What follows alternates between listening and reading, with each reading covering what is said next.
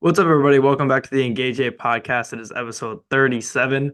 I am here with my co host, Mike, not joined by Zach today. He is out of town for the new year, so he will not be with us for this episode. We are not sure about the next one. Happy New Year to everybody. We had a lot Happy of New Year. games. Yeah, we had a lot of games this past week to discuss. So we got 16 for you today, and we'll get right to it. So, starting off with Thursday night football.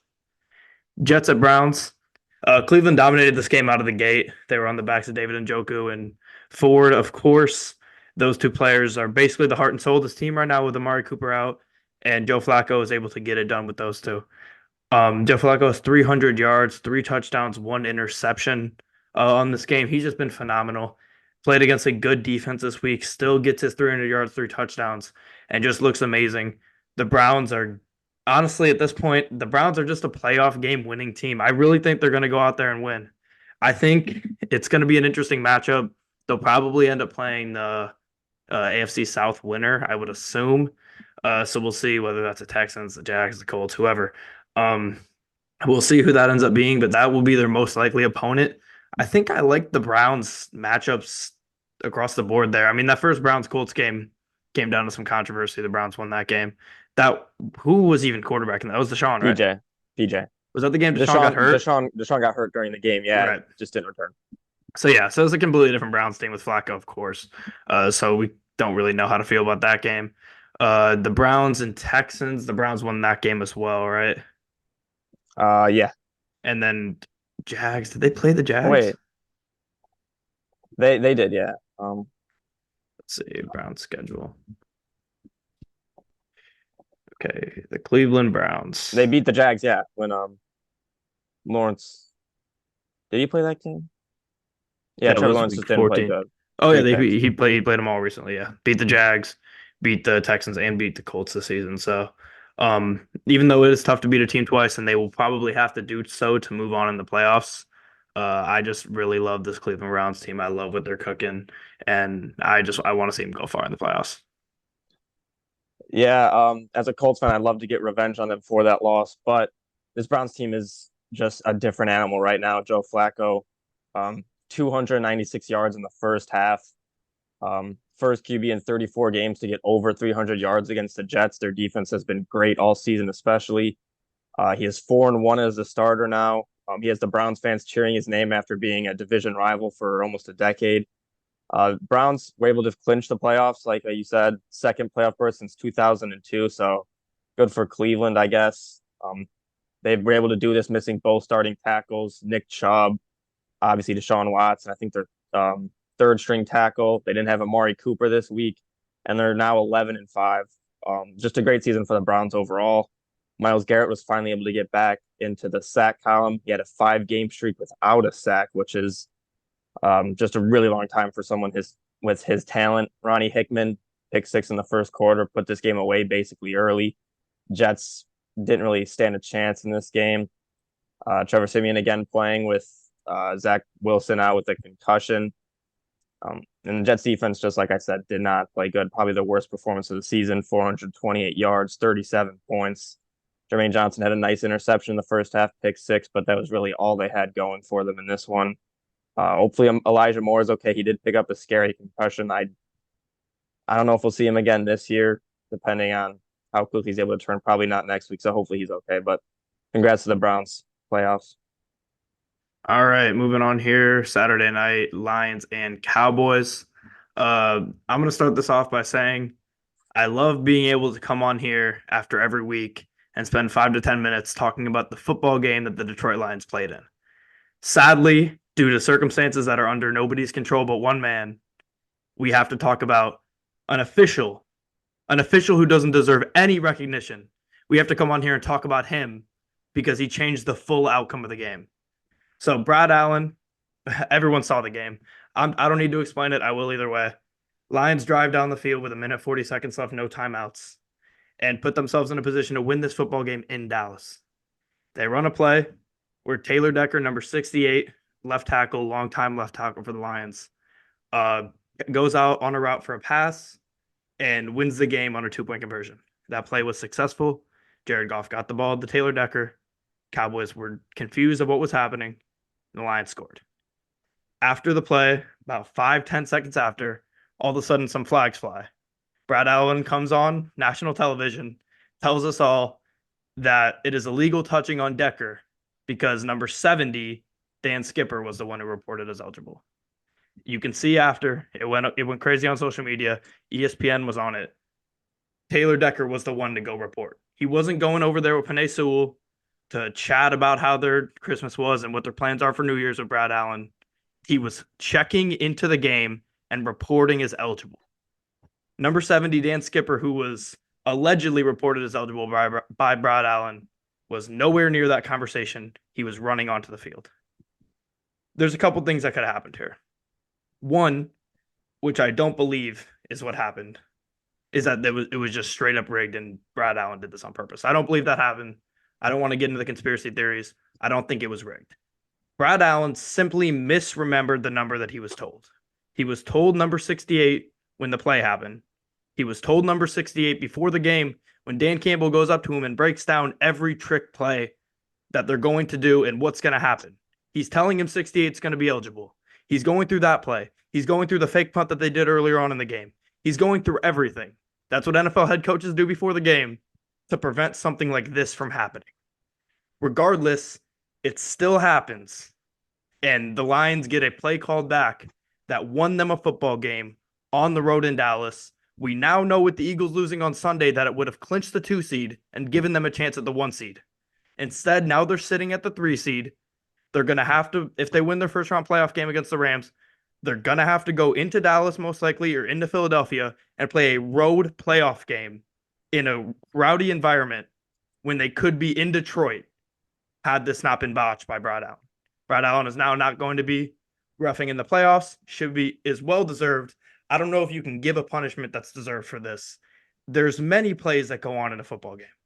I don't want to come on here. I haven't come on here all season and said that one play, one random pass interference, one random missed hold call cost the team a game. But when there's virtually no time on the clock, and this is a play that's going to be a 2-point conversion successful, they got it. It's not a what if. They scored on the play. And you take it back, completely change the outcome of the game. No ifs, ands, or buts about it. That's all I have to say about this. It was completely botched by Brad Allen, and it's an unforgivable mistake that could very well cost the Lions a chance to go to the NFC Championship. About the game itself, I'm actually very happy with how the Lions played. Their defense was phenomenal. There's been so many question marks on the defense. People have just been hounding on the defense on social media and saying how this is going to be the kryptonite for the Lions. They can't stop anybody. And for a while, they couldn't. The past 3, 4, 5 weeks, they've been pretty solid overall. They played well in Chicago. The offense let them down. They played well against the Saints for a little bit. They played well this week. They played well in circumstances against the Vikings. They turned them over. They gave up a ton of yards. They turned them over. They won the football game. They played well. The Lions controlled the run offense. They controlled the run defense. Like I said in the preview, that was the key to success. You do that. You don't turn the ball over a ton of times. You protect Jared Goff. You're going to win the football game. They didn't protect Jared Goff, actually. He was under pressure all game. He's statistically the worst starting quarterback in the league when he's under pressure. He doesn't have to be under pressure much because the Lions' O-line is so good. So when he is, it throws him off, and he wasn't great. He didn't have a horrible game. His 2 interceptions were both just crazy plays by the DB, jumping a route. One was a screen, one was a little out route. Goff definitely missed the ball on the second one. Definitely should have been more towards the sideline. Wouldn't have been picked that way, but regardless, it was a good play by the DB. CeeDee Lamb went off. Outside of CeeDee Lamb going off and having that big touchdown and just getting whatever he wanted all game. Like I said, the Lions defense basically clamped everything else they had for him. They got to Dak Prescott. Aiden Hutchinson, 3 sacks and a forced fumble. He's dominating most defensive linemen in pressures. He has been all season. People wanted to talk, oh, he doesn't finish sacks. He doesn't do this. He doesn't do that. Now he's tied his sack total from last season, and he's going to pass it next week, most likely, just to go along with all the other stats, hits, pressures, hurries, where he is top of the league in. He now gets a couple sacks to shut everybody up, and he's back to where he needs to be. Outside of if this robbery of a 2-point conversion didn't happen at the end of the game, I think the play I would be looking more towards in this discussion is the 92-yard CeeDee Lamb touchdown. Derek Barnes had a sack. He had a safety on Dak Prescott. Instead of hitting him, he looks like he's avoiding him. I'm guessing most likely he thought Dak was going to get rid of it when he pump faked, and he didn't want to get a roughing the passer or any sort of late hit. So he kind of avoided him. Then Dak goes and pump fakes and then throws it to CeeDee Lamb for a 92-yard touchdown, which completely changed the game. But the Lions get back and they do what they have to do for the rest of the game. If you take that play away, this game doesn't come down to the end. The Lions probably look like dominant the whole game in Dallas, where they haven't lost in 15, now 16 games. If we're going to talk about what Dan Campbell did after the 2-point conversion that was successful that got taken away from them for no reason, I think I would just say Dan Campbell is an aggressive head coach, sometimes to a fault. He goes out there before the offense goes out there to have that game-winning drive, and he says, we're going to go score a touchdown, we're going to go for two, and we're going to win the damn football game. Did he get emotional and try to go for it from the 7 after it got taken away from him? Yes. Luckily, they got it back to the 2. And at the end of the day, they just couldn't complete it. It's hard to, I mean, if you had to get 3 touchdowns for a 2-point conversion every time, I don't think anyone would ever do it. But regardless, I would have kicked the PAT, but I also wouldn't have done a fake punt from my own 20-yard line that juiced the offense and gained momentum for my team. So at that point, what the hell do I know? I didn't coach this team to 11 wins. I have no reason to be saying that he shouldn't do that. If he's going to be aggressive all game, you're going to have times where it pays off, and you're going to have times where it bites you in the ass. Monra and Laporta were great. J-Mo had a monster play. He got hurt after the play, though. It was a big catch by him. He's really improved his hands the second half of the season. He's been pretty solid for the Lions. Cam Sutton led the team in tackles, but had just an absolute brutal day. He wasn't supposed to play in this game. He ended up playing, and he just couldn't guard CeeDee Lamb. He was just getting cooked left and right. It was a tough game for cornerback 1 for the Lions. But to wrap this long spiel up, this sucks. I mean, the Lions, like I said, they won the football game. The only thing that would have changed that is a kick return touchdown or a Hail Mary, and that was not going to happen. So the Lions got this win absolutely robbed from them, clinched them to the number 3 seed instead of the 2 with the Eagles losing, which they would have been locked in. And the Niners would have had to play all their starters next week against the Rams. Now they have the 1 seed clinched. They wouldn't have if Brad Allen doesn't mess up this call. So not only do the Niners now have to play none of their starters next week, they're giving a win to the Rams and essentially locking in the Lions-Rams first-round playoff game. That's a matchup I hate for the Lions. I still think they're going to win the football game. That's a matchup I hate for them, though. And they're just complication on complication of this loss, and it's absolutely disgusting to see. Yeah, I really don't like that matchup of the Rams, and that 2 seed most likely gets to play either Packers, Vikings, one of those teams, and that's considerably just a lot better of a matchup. It's not even really a question that the Lions really did get hosed by the refs. Like you said, I think the refs just got the number mixed up, which is just something you absolutely cannot have happen, especially in a situation this big.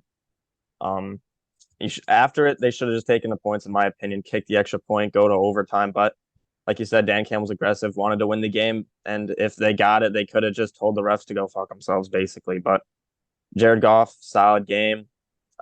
Did have 2 interceptions. They were only 4 and 13 on third downs. Got to be better, but offense was okay. They split the runs again, really, with David Montgomery and Jahmyr Gibbs, 15 for Gibbs, 14 for Montgomery. Again, another nice Jameson Williams game, only 2 catches, but 69 yards. It's nice to see him keep getting output in this offense. Really nice to see. Aiden Hutchinson, 3 sacks, like you said, great for the defense. But I'm just hoping for the Lions' sake that this game, really, it getting taken from them will help them in the long run, maybe get them more motivated, more pissed off. This could be something good in the long run, but just a bad matchup against the Rams. For the Cowboys, they really got gifted a win here. CeeDee Lamb, monster game, though. 13 catches, 227 yards, and a touchdown. If you had him in fantasy football in your championship, it was a league-winning performance, possibly. Just Tony Pollard struggling again. The Lions' run defense has been great all year. The defense gave up over 400 yards for the Cowboys, but they were able to get the third down stops, a couple turnovers. And overall, with a lot of help from the referees. The Cowboys were able to finish 8-0 at home this year. Um, just really the refs uh, took this game from the Lions. It's kind of hard to argue it. Um, Lions got a lot to play for next week. Now, still not a lot to play for next week. Most likely they will be the 3 seed, but just really hurts that to see a game get taken from them like that. Refs just keep making big decisions late in these games that are influencing games. We saw it. I always talk about the Colts Browns game. Obviously, we have the Saints playoff game a couple years ago. It's disappointing to see. Refs need to be better. There's a lot of money on these games. There's a lot of just even for the players, a lot of money on the games with salaries, but it's disappointing from Yeah, refs. it's horrible. It's disgusting. Brad Allen, you're a bitch. This is the third time you've done this season. You fucked over the Chiefs in that Packers game, and you fucked over the Dolphins in the Eagles game. 10 penalties to 0 in that game. He's an absolute fraud. Fuck that guy. He should never, ever, ever ref another meaningful playoff or meaningful football game ever in his career. Absolutely horrible by him. For the Lions, Ali McNeil will be back next week. Hopefully, CJ Gardner Johnson. To add insult to injury, like I said, the Eagles losing, that would have clinched the 2 seed. If they won this game, they would have had a chance at the 1 seed. And the NFL, just talk about kicking a team when you're down. The Lions now need a miracle. They need the Eagles and the Cowboys to both lose next week for them to win and move up to the 2. The Lions play at noon. Of course, no surprise. The Cowboys and the Eagles both play at 3:25. So the Lions have no idea what they're supposed to do. Do you play all your starters and risk an injury, or do you just give them the win, give the Vikings the win, and then if the Eagles and the Cowboys both lose, you look stupid. They're in an impossible situation. They got flexed into that Sunday night game last week 18, which was nice. So they knew what they had to, if they had to win or had to lose. Now they have no idea what to do, and they're just absolutely put in a fucked spot. I'm done talking about it. I've been talking about it with my family, with my friends for the past 3, 4 days. It hasn't uh gotten better at all. I'm still fucking livid at this game. And in the event, one, I don't think the Cowboys or and the Eagles are both going to lose. So I hope the Cowboys win and the Eagles lose, or they both win. If they're not going to both lose, then Dallas will be the 2. If the Lions can get past the Rams in that first round, I know the Lions want the smoke in Dallas again. I want to play Dallas again. Dallas is an inferior football team to the Lions. We saw it for 60 minutes. We can see it for another 60. But we can move on here. Quit talking about that bullshit. Pats at Bills. The Bills won a game here that they had to win. They couldn't lose this game against the Pats, an inferior team. They did let the Pats hang in there for a while. Not a really special performance from Buffalo. They just kept punting when they needed to get a couple touchdowns, put the nail in the coffin. They kept punting, and the Pats stay in the game. Josh Allen, also nothing special. He did not have a phenomenal game at all. Um, we talked about a couple weeks ago or last week or something. I don't know. It's all blurred together at this point, but about how Josh Allen could maybe win MVP or maybe not win MVP. He's definitely not winning MVP now after this performance.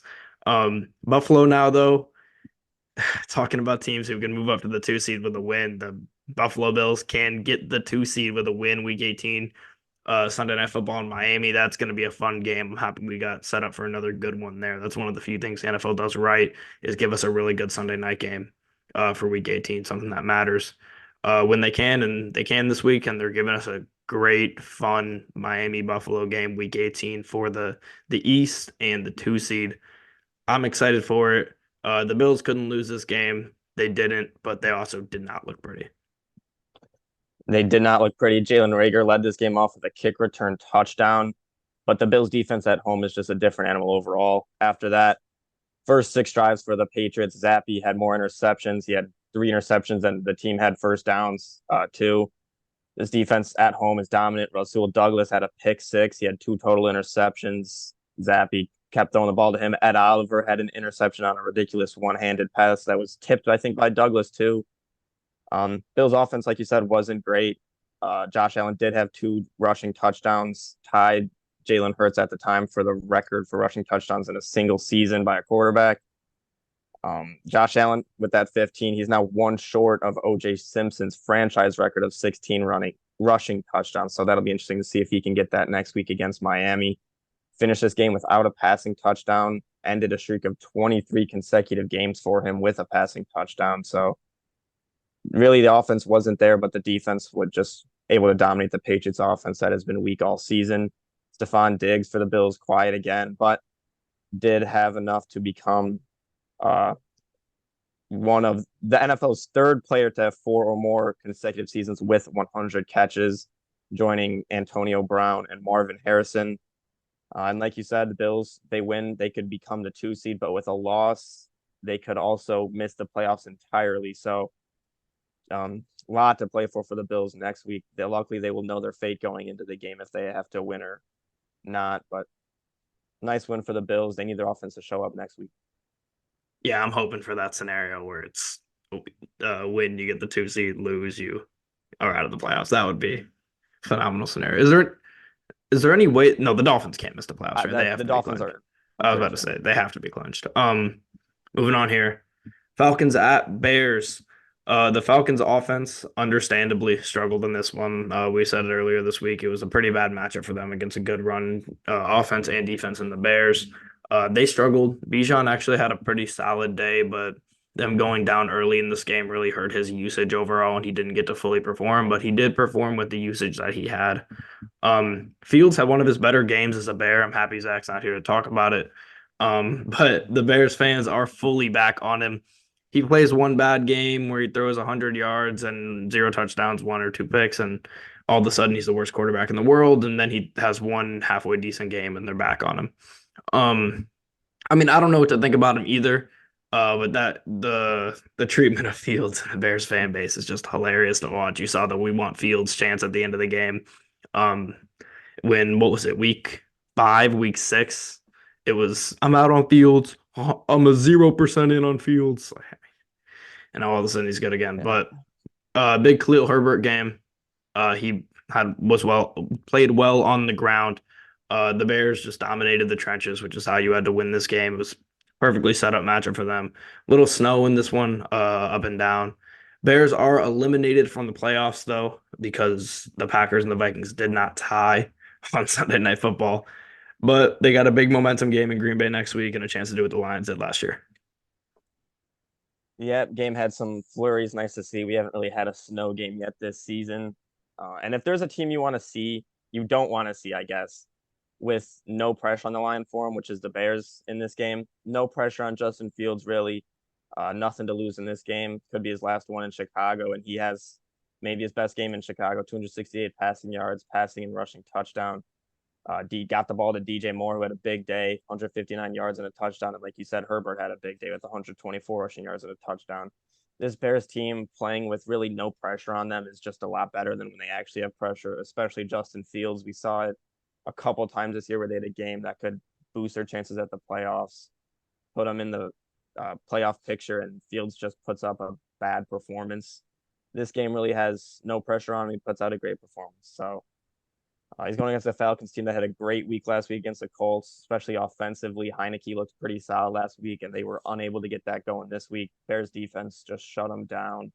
163 yards, one touchdown, three picks for Heineke. He left the game in like the third or fourth quarter with an ankle injury. Desmond Ridder comes in.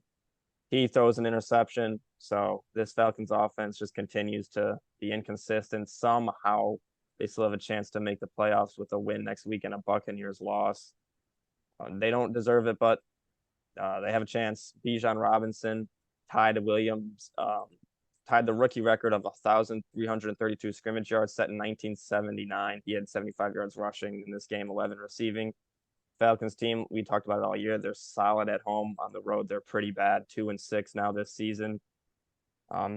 Overall, for the Bears this season, a lot has happened. Their defensive coordinator resigned. Question marks with Fields. He got hurt when they were 1-5. They've won 4 out of their last 5, though. Next week, they got a chance to spoil the Packers' playoff chances. If Justin Fields has another great game, I can definitely see them keeping him into next year and rolling with maybe Marvin Harrison or something in the draft, maybe trade back. But it'll be interesting to see. He has to show it that he can play in pressure moments. He hasn't. They won't be able to determine that this season, but it kind of seems like now it's back to Fields again for next year. Yep, moving on here to Raiders at Colts. Solid game from Jonathan Taylor. He played great against Raiders rush defense. Uh, that is not phenomenal, but he did what he had to do again in this game. AOC had a good mistake-free game for the most part in this one. But overall, the Colts had solid control of this game for most of it. The Raiders did come back to cover late, so shout out them for that, but it didn't mean anything for the actual game itself. Neither team had a turnover in this game, which you don't see very often. So it was really a mistake-free game from everybody all around.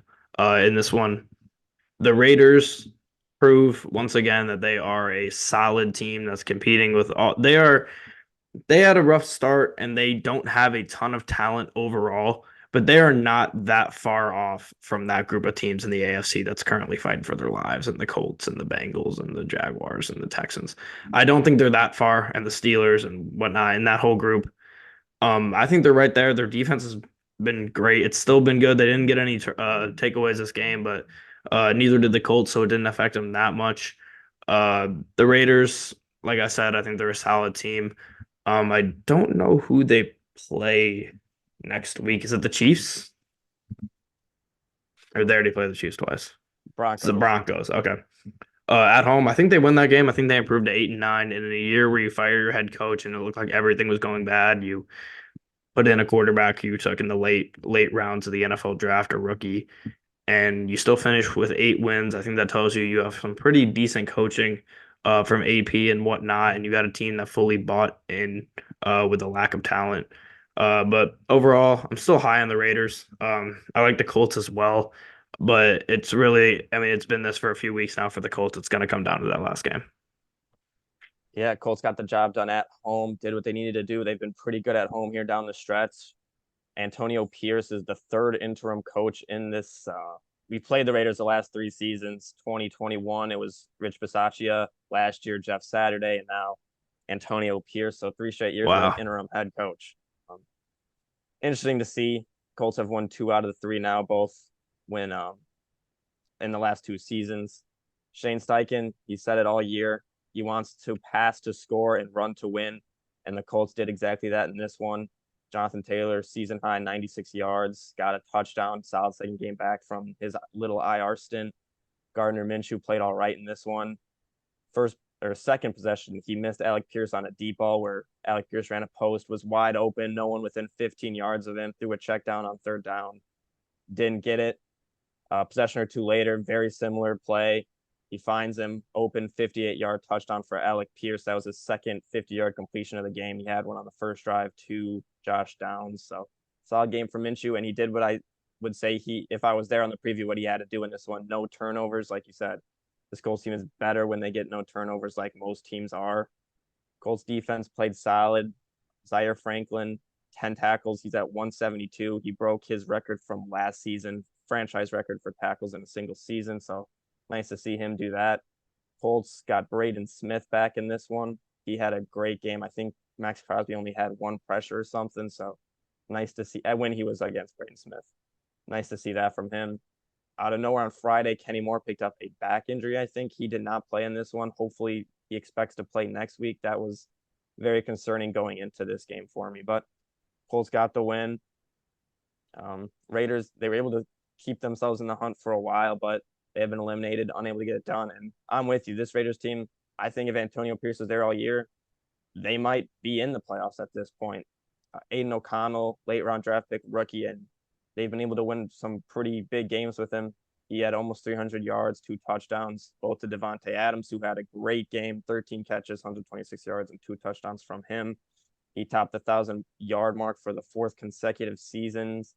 He needs 2 receptions for his 5th 100-catch, 1,000-yard season of his career. So he just continues to put the numbers in. Zamir White had another solid game with 71 yards rushing, but Colts get the win, and they're in a playoff game no matter how you put it next week. It might not be the NFL playoffs, but it is a playoff game. You win, you're in the playoffs. You lose, you go home. Saturday night in Indy. Yep.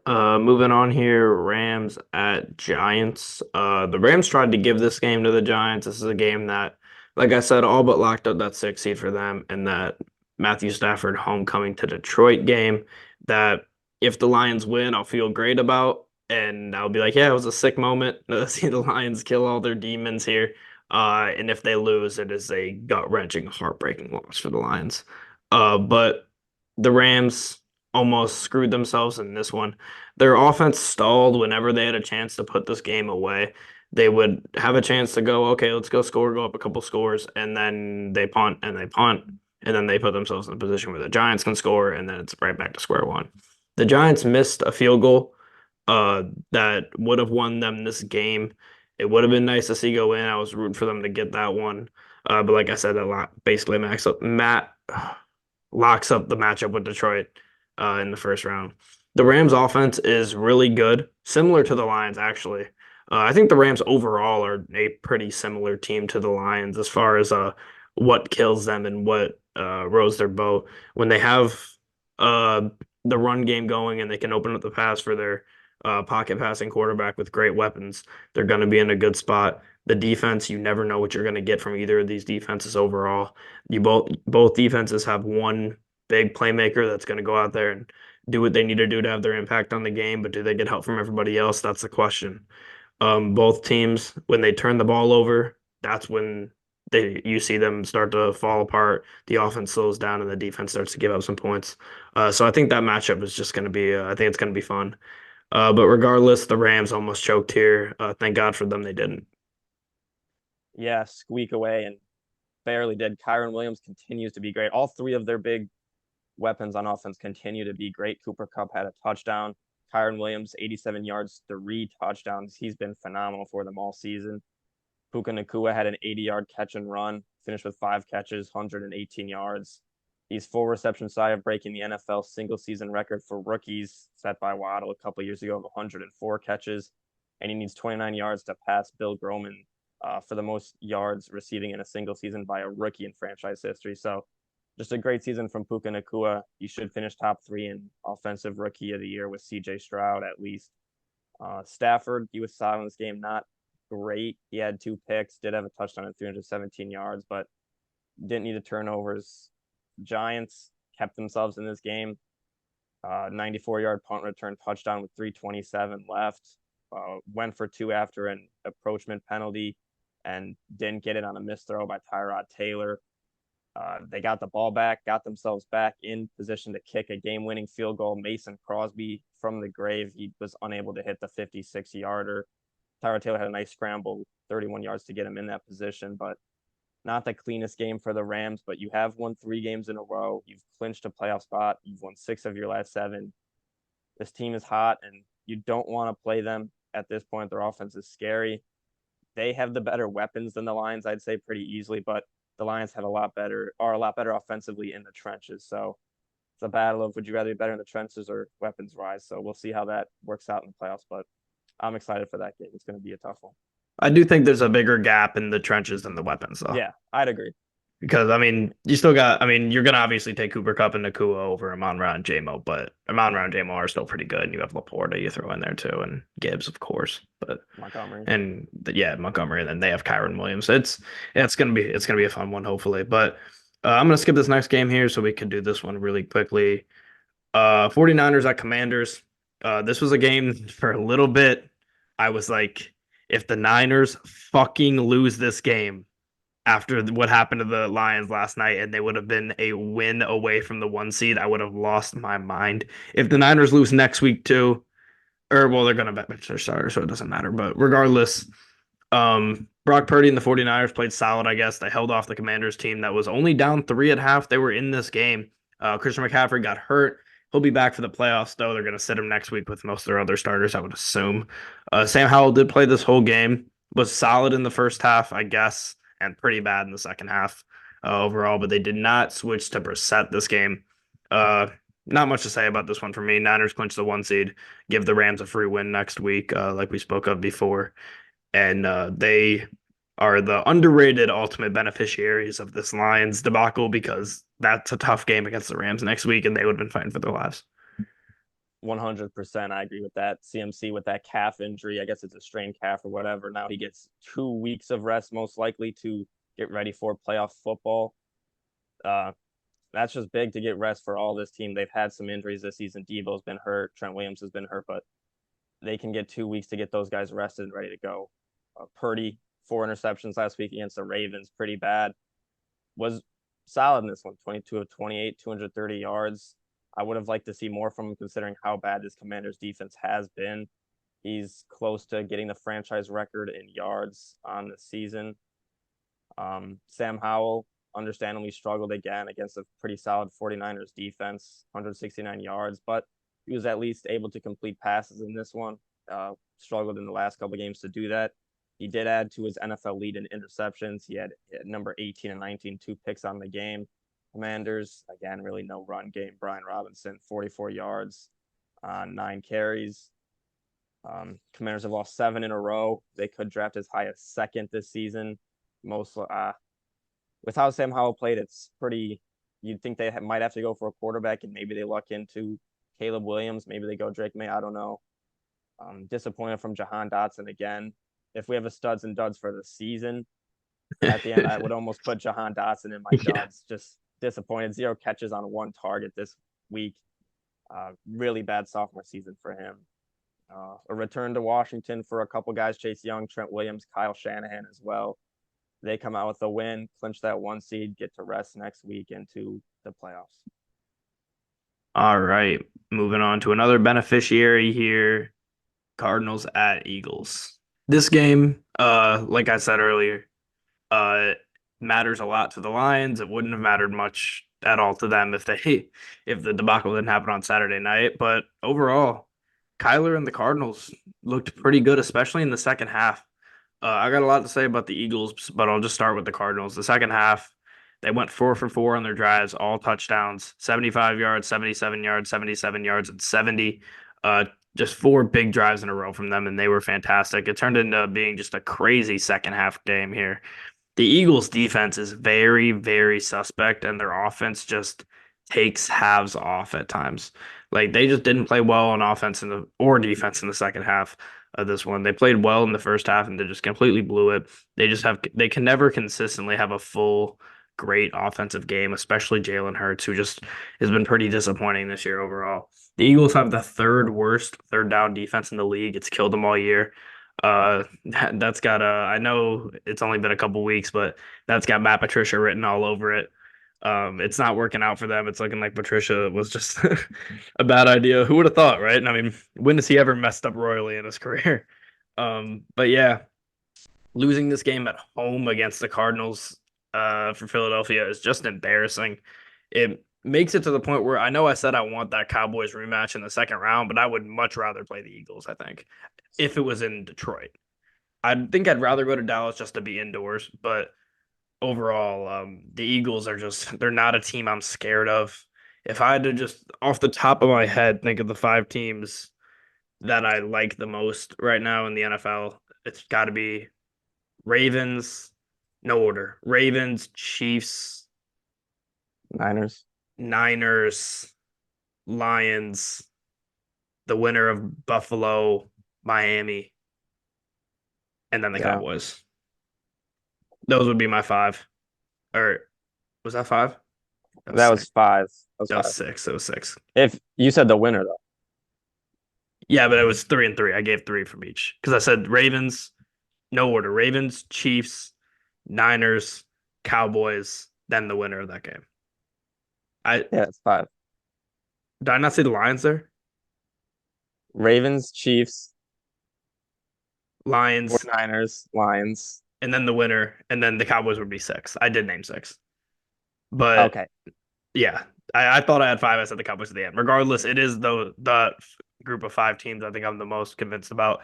The Eagles are somewhere in that 7 or 8 range. I think I even maybe like them more than the loser of that game between the Dolphins and the Bills. So 7 or 8 range for them. I got them. I don't think they're going to win the Super Bowl. I don't think they're going to make the Super Bowl. This is just a fraudulent defense. It's an offense that can never put together a full game, and we're seeing it against some of the worst teams here at home. Yeah, just not the same team we saw last season at all. They started out 10-1, got to December and they were 10-1, and we really still hadn't seen them really dominate like they did last year. We didn't know if they were going to figure it out. We just kind of assumed they would, and really the opposite has happened. They are now 11-5. They needed to win out against the Cardinals and the Giants to win the division. You lose here to the Cardinals and just a terrible performance, especially by your defense. Offense really didn't have it going either. Defense did get a 99-yard pick six, Sidney Brown, and they still couldn't get it done. Struggled to get off the field offensively. They had two touchdowns by Julio Jones out of everyone.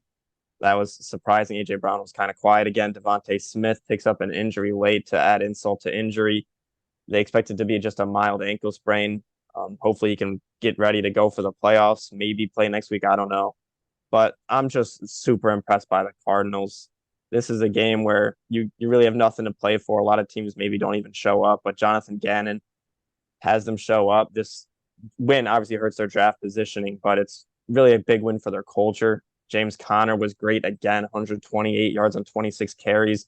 Kyler Murray, he had that bad pick six, miscommunication with the receiver, but overall 25 for 31, 232 yards. Got better as the game went on.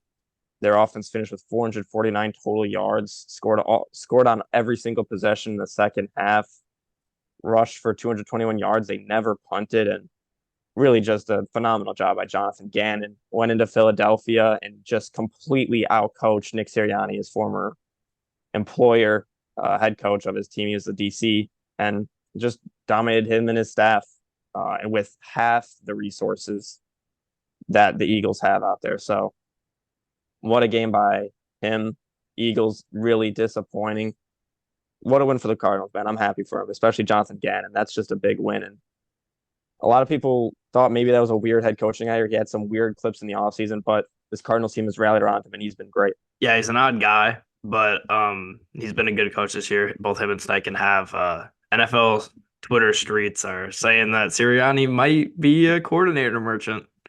I think he is a coordinator merchant. We'll see. Do you think he still cries for the national anthem when he's at home or only when he's at the game? I don't think so, but that talk, he's been a lot quieter recently. A Where's all the lot screaming in the quieter. tunnels? Screaming in the Nothing. tunnels after the Chiefs game, screaming on the Colts sideline last season. I don't see that talking by him anymore. And he used to be a Colts coach, but Ain't no fun when the rabbit got the gun, as they say. yeah, yeah. But moving on here, Saints and Bucks. We were talking about this game off camera yesterday. Just disappointing for the Bucks. A game where you could have locked up the division and not had to do anything next week. Now you're fighting for your life next week. Luckily for them, they still have the tiebreaker with the Saints. If they win and the Saints win, they still get the division over the Saints. So the Bucks are still winning in, which is surprising to me. But the Saints, after getting a monster road win against the team that was leading your division, it's pretty deflating to not still control your own destiny. But there's a lot of situations where the Saints make the playoffs without winning the division, so they still are fighting for a lot next week. The Saints just dominated this game. Another mid game from Rashad White. He was great. He sucked the first like 3 games of the season. He sucked the last like two. In between that, he's been great. But he's starting to fall off a little bit here. We'll see if that continues. Um, Tampa Bay scored their first points at the 7:50 mark in the fourth quarter. You just can't do that in a game that you need to win to lock up your division. Have a t-shirt and hat game at home. They don't pull that off, and it's just brutal for them throughout this game. This game was not close, and the scoreboard at the end looks a little closer than it was. Some late touchdowns from the Bucks, but like I said, this Tampa Bay still has the tiebreaker. But the Saints, I did look into it. Uh, the Saints could miss the playoffs strictly because of that blown fourth quarter game against Green Bay in like week 3. That game is gonna very, very possibly catch up to them. They are big Bears fans next week. But it's crazy how some of these just random matchups early on in the season could decide your whole season, and there's a very, very good chance that happens for the Saints. Yeah, we'll get to it soon on our next episode. A lot of big games next week, though. Great job by the scheduling. Maybe it's scripted, maybe not, but great job. But this game, Bucks home game, and they just got steamrolled. Luckily for them, like you said, they still control their own destiny, but really disappointing. Baker Mayfield's played great recently. Came back to earth on this one, 2 touchdowns, 2 picks. Stats wise, he went 22 of 33, 309 yards, 2 interceptions, 2 touchdowns. Had 2 fumbles, I think, too. Didn't get the Bucks in the end zone until the fourth quarter, like you said. And this team just came out flat, down 17-0 at halftime. Saints ran twice as many plays, 38-19. They outgained the Bucks 202 to 44 yards in the first half. Just really disappointing from the Bucks. Saints, they played a solid game all around. no interceptions from Derek Carr, which you want to see from him. 24 for 32, 197 yards. Jawan Johnson had a big game, 8 catches, 90 yards. They just did what they had to do, let their defense dominate the Bucs offense. Baker Mayfield had under 100 passing yards through the first 3 quarters. A lot of garbage time points. That's basically what this whole game was. Big win for the Saints. Now they keep themselves in the hunt for the division title. Got to win next week and hope the Bucs lose if you want that. But nice win for them there. Needed it. Moving on here to Panthers at Jags, with the notifications we just got on our phone. This I is was gonna very say. convenient. I was gonna David say. David Tepper has just been fined 300 racks for throwing his drink at a fan at the Jags game. That is just hilarious. He just continues to be a hilarious owner, and just I don't even know what to say. It's just so funny. The video, I just can't stop watching it. But when your team, hey, I'm not an owner of my team, but when my team is the worst team in the league, you want to throw your drinks at people. I've wanted to throw my drinks at some Bears fans in my day, but I can't afford a $300,000 fine right now, so I'm hold back. But regardless, Bryce Young had a pretty embarrassing game here against a slumping defense. Jags defense played really good for the first time in like a month now, against the Panthers team that looked like they were starting to figure it out, maybe a little bit offensively. They did not have it figured out this game. It's a big Jags win when they finally rest Trevor Lawrence. They get the win. Good for them. This would have been tough for them if they took the chance and rested him and lost. They didn't even get close to losing this game. ETN had his first big game in like 2 months, basically since London, it feels like. He hasn't been good, but he was really good this game against the Panthers run defense that is just trash. But the Bears now have that number one pick. My plan didn't work out. My original plan V1, was beat the Packers, get killed by the Jags, beat the Bucs. Plan V2 had to be adjusted to them winning this game. They didn't. There will be no plan V3, sadly. But it was a hell of a ride.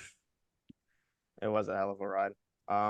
Really disappointing from the Panthers in this one, coming off of one of probably Bryce Young's best game of his career. Really couldn't get anything going in this one. For the Jags, CJ Beathard looked pretty solid in this one. Shout out to them for finally playing him and resting Trevor Lawrence, giving him a chance to heal his body a little bit. Travis Etienne, 2 touchdowns. He's really a touchdown merchant at this point. He did have the longest run of his professional career, 62 yards, finished with 102 yards rushing. So big game from him. He was really the motor of their offense in this one. They end their 4-game skid, finally picking up at least a win in December, winning 26-0. Shutout for the defense. And this was really a record-breaking weekend for him in Jacksonville. ETN became the first franchise player since Maurice Jones-Drew, Jacksonville legend, 2009, with at least 10 rushing touchdowns in a single season. Evan Engram, he's been great this season for the Jags. Tight end, 6 catches, 60 yards in this game. He became the 8th tight end in NFL history to catch at least 100 passes in a regular season. And defensive end Josh Allen was able to set their single season sack record with 14.5 sacks. He's pretty close to their franchise record in sacks already. So he could destroy that record in his career there. Hopefully for the Jags, he's there long term. For the Panthers, just not much to say. You're 0-9 on the road now. You got your owner throwing drinks at fans. Only 112 yards passing, nothing working offensively. Just really disappointing. You got to hope Bryce Young can come out next week if he plays and have a solid game and at least end the season on some sort of a high note. Jacksonville, they can clinch the division next weekend against Tennessee. A loss would hand AFC South no matter what to the winner of Houston, Indianapolis. So they have a lot to play for still next week. We'll see if Trevor Lawrence is ready to go or not. Meanwhile, the Panthers have secured back-to-back number one overall picks for the Chicago Bears to start the draft. The Colts winning the division would just be fucking crazy after I everything love it. that's happened. Haven't won it since 2014. Longest. Really, it's 14. Yeah, longest drought by an AFC South team right now. Probably one of the longer. Is it the longest? No, the Jets probably are. Oh yeah, definitely the Jets. The Jets. I'm trying to think of who else are the big ones. Not the Lions anymore. Yeah, I was about to say, yeah, we don't know. The Bears, maybe. That probably. Or no, the Bears won it in 18. Oh yeah. Let's think really quick. Rams, no. Cardinals, no. The Cardinals won it in like 15. I don't know. I do not know. It's not going to be a West team. It won't be a North team. The Commanders. Commanders very well could be. Or no, they did they win it the year Dolphins. they went 7-8-1 or some shit? Oh, the Dolphins. Yeah, oh, the Dolphins. Yeah, duh, duh, duh. They, Dolphins are up there. they had a chance to end that drought also. Uh, Speaking of the Dolphins, Dolphins at Ravens. Lamar and the Ravens dominated this game. It seems like I really lit a fire under the Ravens' ass, and did the exact opposite for the Cowboys when I was firing off takes a couple of weeks ago. The Ravens score a touchdown on 8 of their 11 drives, which is just stupid. It was insane to watch, really. Lamar Jackson was just a freak of nature, locked up the MVP, guaranteed for him. That'll be his second career MVP. And he kind of stole this one, really. He wasn't one of the top few names for even into week 15. And then he goes and he gets a big win week 16, a big win week 17, and all of a sudden he's a hands odds on favorite. Um, Bradley Chubb, he's out for the season. Sadly, it's a bad injury. You really hate to see that for this Dolphins defense. This is a defense that needs their star players to stay alive and hang in there and play good football to complement how good their offense has been all season. The Ravens offense just had they have had unbelievable games. They played pretty well against the Niners. They played amazing this game. They need to keep that consistent to win the Super Bowl. Their defense, I am sold on now. The way they played this week and last week, I'm sold on their defense. I'm convinced on that. It's gonna just depend on how many great offensive games they could stack in a row because they've gone cold. I mean, you even saw when they played like the Cardinals earlier on in the season. They went stagnant in Arizona and they just didn't play well. If they don't go stagnant, I think they could definitely make and or win the Super Bowl. But we'll see what we get out of them. One thing I just wanted to touch on. I know Dolphins fans were pissed off because they thought the Ravens were running up the score after the Bradley Chubb injury. There's one team this NFL season that can't be talking about running it up the score. It's the team that dropped 70 points on the Broncos week 4 or week 3 or whatever it was. So that was wild, but you really, really hate to see the Bradley Chubb injury. Yeah, really hate to see it. He Both was, Chubbs we lost this year. Tough. yeah, both Chubbs, and he was screaming in pain. You could hear it on the broadcast. It was pretty sad. Hopefully he can come make a full recovery and come back next season. Uh, just sucks to see. But the Ravens, onto the Ravens, 6 straight wins.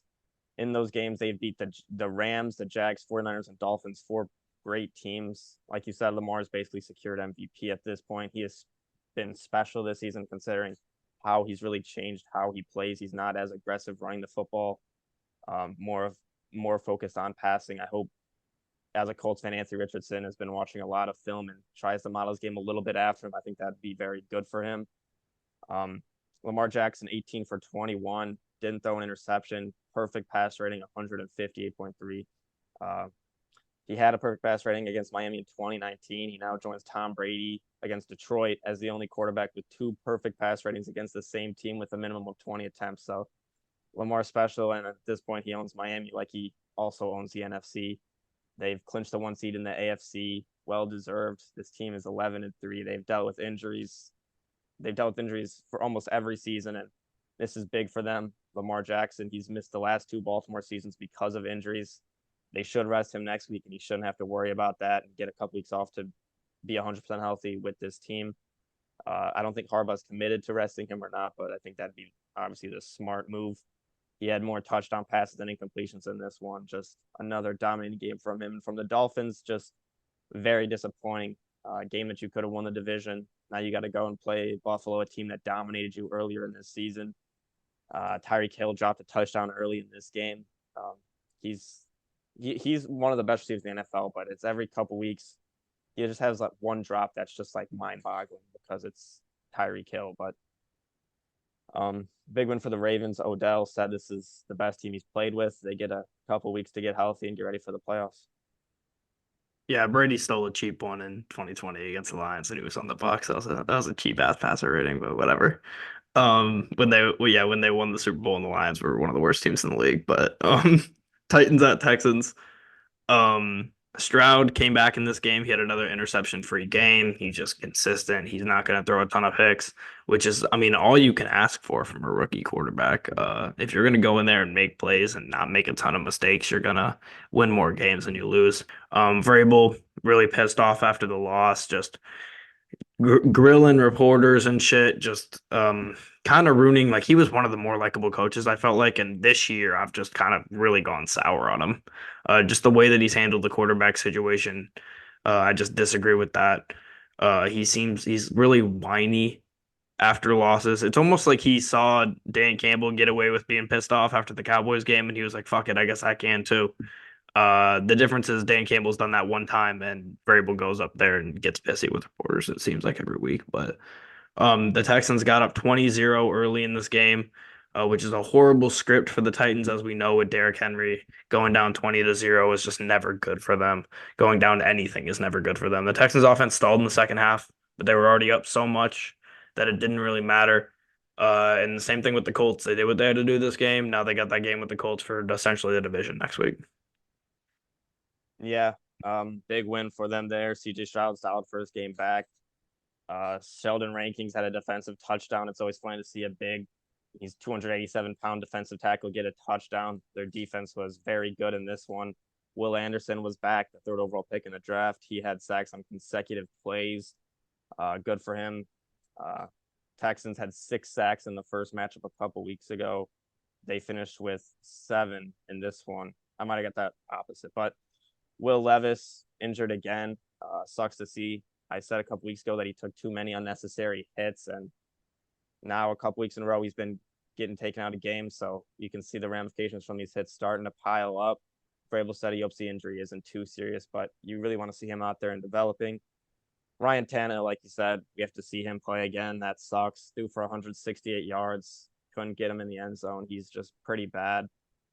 Titans lose second time in 3 weeks. And post game, Tannehill, great quote from him. He just said, we've got to do better of doing our job all around. If it's blocking, then blocking. If it's catching, catching. If it's throwing, then throwing.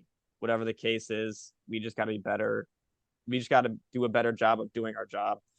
My brother, you're in charge of the throwing, so you should just be better. Win for the Texans, and they're in the playoffs next week. Big game. Yep. I didn't even realize Levis got hurt in that game and started. I thought Tannehill started. Yeah, I no, guess. that started. I guess not. It just doesn't make any sense why you're flipping and flopping, but whatever. I guess that Belichick coaching tree is doing their thing. But moving on here, Steelers at Seahawks. Najee had his best game in 2 years. This game, he was amazing for them. He was the bell cow against the Seahawks run defense that struggled mightily. Mason Rudolph had no touchdowns, no picks, but he was really good. He will be the Pittsburgh starting QB for the rest of the season, regardless of if Pickett is healthy or not. So what does that mean for Kenny? I mean, I'm not the biggest Kenny Pickett guy. I think you're in a situation where you probably draft somebody, or you keep the rotation of you got a guy in Kenny Pickett who was drafted high. He's a likable guy. He has his moments, but he has not been great at any point in his first 2 seasons. But you drafted him in the first round 2 years ago, so it's like, damn, what do we do? You have Mason Rudolph, or sorry, you have Mitch Trubisky, your second string. He was just bad in the time in there in the game you gave. He got a second and third chance in Buffalo and Pittsburgh, and it's just not really working out for him. He just whenever he gets on the field, he just can't really do much. And then you got Mason Rudolph, who has been with the team the longest, and he's not the most flashy or the best quarterback, but at the end of the day, the Steelers just need wins right now, and he's gotten them wins back to back weeks. So he's been great. George Pickens, 2 great games in a row with him at quarterback. Steelers win the turnover battle 1-0 in this game. If they don't turn the ball over, they're going to be in a good spot most of the time. The Seahawks don't turn it over a ton, so they didn't really get to capitalize over on that. But that's a big win in Seattle for the Steelers. A big, big win. Yeah, big win. Another winning season for Mike Tomlin. Like always happens. They keep their playoff hopes alive, hurt the Seahawks.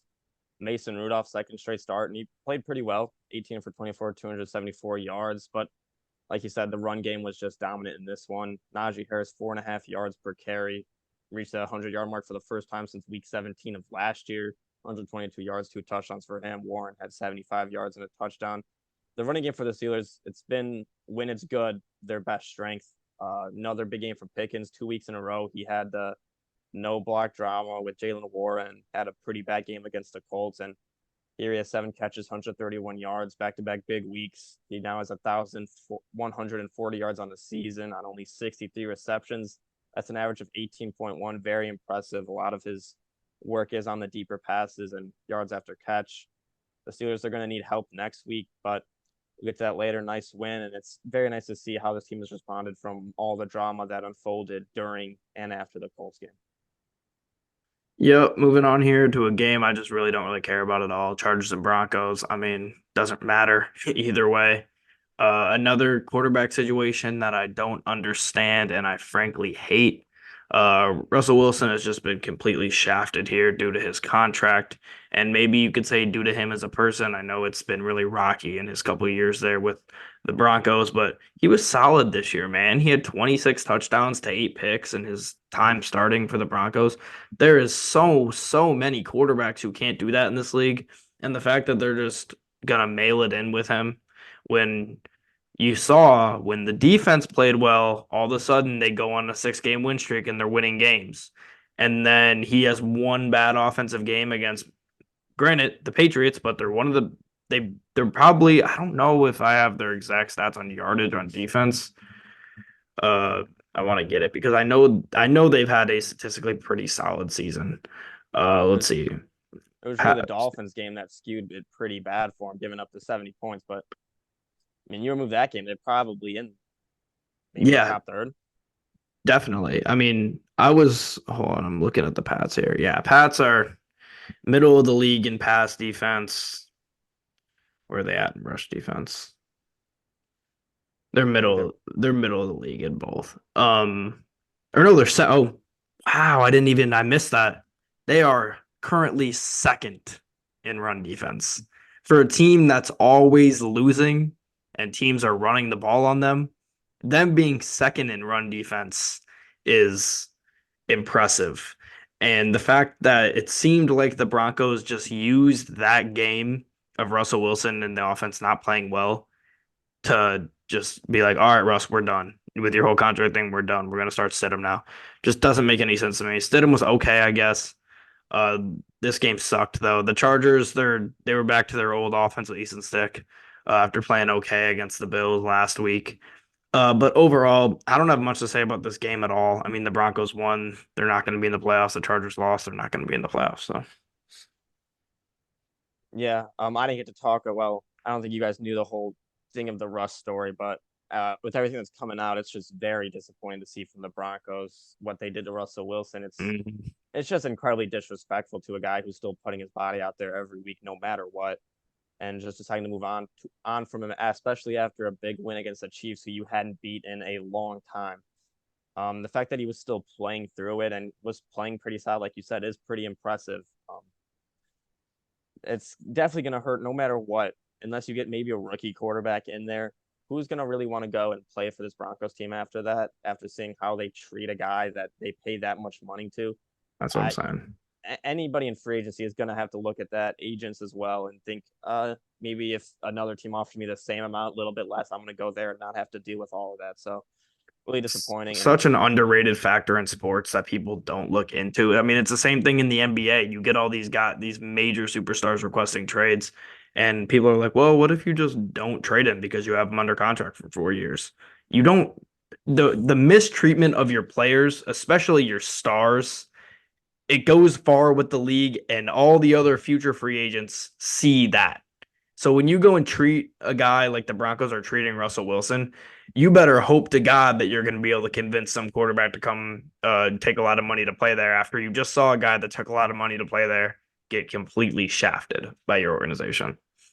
yeah, just completely disappointing. And we were talking about this morning with Jackson, who was on the podcast a couple weeks ago. He had mentioned that maybe Russell Wilson to the Raiders possibly in the offseason somehow. And I would love that, just considering the fact that he would get a chance to go and beat the Broncos twice a year. And that get back would be pretty cool. Jarrett Stidham, uh, good for him, I guess. He got his first win as an NFL starter. So it's impressive. The Broncos defense played pretty good, forced a turnover, held the Chargers to 2 for 11 on third downs. Broncos still eliminated with the Chiefs win. Um, I think the Broncos win this game pretty easily, regardless of who plays QB. But just Chargers, I don't really have much to say. We kind of know what's going on with them. They're going to be a top pick, head coach. But just disappointing the Broncos as an organization, not good. And I saw a lot of Broncos fans want to possibly draft Bo Nix. I think I'm not a big fan of Bo Nix. I think he might be a offense merchant. So if they get that, I'd kind of be happy. Maybe just another Drew Lock situation. Yeah, we'll see how that goes. But moving on here, Bengals at Chiefs. Mahomes had no picks in this game. He kind of got semi back on track. They weren't phenomenal as an offense overall when it came to finishing drives. They couldn't really finish drives at all. 6 field goals from Harrison Butker was enough to do the job for them here against the Bengals, two teams that we know don't like each other, was scrappy early and often, especially with Jamar Chase. Rashee Rice and Isaiah Pacheco, two huge games from two young stars for this Kansas City offense. Rashee Rice and Isaiah Pacheco will probably be there for a long time. It seems like Mahomes likes Rashee Rice, and Isaiah Pacheco's just been a tank. Kansas City wins the West. They will be the 3 seed, taking on whoever ends up being that 6 seed, which we don't really know in the AFC. It could be a collection of teams, but good win for the Chiefs. They beat the Bengals team and eliminated them essentially. I don't know if they're actually eliminated, but they're essentially eliminated the Bengals. So um, we'll see with Kansas City how it works out for them. But just get a couple wins here to end the season, finish as a 3 seed, get a little bit of momentum, and no one's more comfortable than this team in the playoffs. Yeah, Bengals were eliminated with that loss. There's no way for them to get in. AFC Championship back-to-back years rematch. This time, no Joe Burrow, and really showed. Jake Browning was okay, not great. Bengals got ahead early and looked like they would have a chance to steal another one. Chiefs looked like everything that's happened the last couple of weeks was going to happen again, but they were able to pull away. Isaiah Pacheco, career best, 130 yards to help secure the number 3 seed for the Chiefs. Mahomes is most likely going to have to play an away game no matter what if they want to get to the Super Bowl. But the Chiefs, they're able to win their 8th consecutive division championship. That's very impressive. Like you said, Rashee Rice has been great, 127 yards receiving. He's really come on late this season and is hoping to be a weapon, like you said, for years to come. Same thing with Pacheco. Uh, for the Bengals, T. Higgins got hurt in the game. Jamar Chase really wasn't great. 3 catches for 41 yards. Mixon, 21 carries, 65 yards, not too much. Bengals, you did the best you could with considering the circumstances of losing Joe Burrow, the slow start to the season. They just weren't able to overcome all of those challenges. But nice win for the Chiefs here. They win the division again. Yep, moving on to our final game here, Sunday Night Football, Packers at Vikings. Jordan Love had a great game in this one. The Vikings quarterbacks, both of them, Jaron Hall and Nick Mullins, did not. Is Dobbs inactive? I think so. I think he's hurt. Okay, that makes more sense then because I was like, damn, they came back to Jaron Hall. I was like, what are we doing here? But the Packers dominated this game. Aaron Jones, another big game as he continues to get healthier. After sitting out some games last minute, specifically the Giants and Packers game where he looked like he was probably going to play all week, then bailed last second. And he's been great since then, of course. Jordan Love made all the Packers weapons look good this game. Tucker Kraft had a solid game. Dobbs, Jaron Reed, they've all had great games this game, and Jordan Love was the reason that that happened. He didn't have many errors at all against a Vikings defense that on the back end they're not great. On the front end they're pretty good. The Packers O-line held up surprisingly, which is great for them. The Vikings offense somehow got stalled after a pretty solid week last week outside of the turnovers. They got stalled by this Packers defense that was playing really, really bad. They had a ton of punts this game, one very bad turnover. And the Packers, the only Vikings touchdown came after a muffed punt that led to a 7-yard touchdown drive. So nothing impressive from the Vikings here at all. Packers win. They got to win next week against the Bears, and hopefully they get in for them. Yeah, what a game from Jordan Love again. He's really come on now late in the season. He had his struggles early. He 24 for 33, 256 yards, one of the best games of his career so far. Puts them in the same situation as they were last year, win and get in. Like you said, this is going to be a big game for him. You really want to get a playoff start for Jordan Love in his first season as a starter. That'd be very impressive. Jaden Reed again, very impressive. Now has 10 touchdown catches this season. He set the franchise rookie record with 60 receptions, passing legend Sterling Sharp, brother of Shannon Sharp, great player. What a game from their young weapons. Like I said, Jaden Reed, 6 catches, 89 yards, 2 touchdowns. Bo Melton, I think he was on their practice squad. They signed him after the game, 6 catches for 105 yards. So impressive to see there. Aaron Jones starting to get going now, 120 yards rushing. So Packers offense was just firing on all cylinders, and the Vikings offense just wasn't. Preston Smith strip sack.